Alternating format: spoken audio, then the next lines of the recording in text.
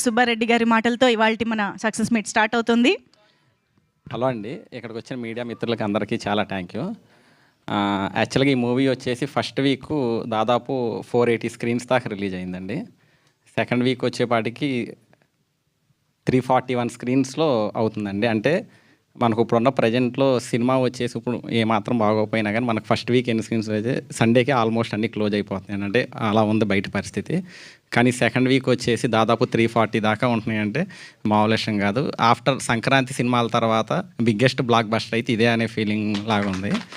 And అట్లానే మా distributors అందరూ కూడా ఆల్మోస్ట్ అందరూ బ్రేక్ ఈవెన్ అయిపోతారు. ఈరోజు రేపటికి అందరూ బ్రేక్ ఈవెన్ అయిపోతారు.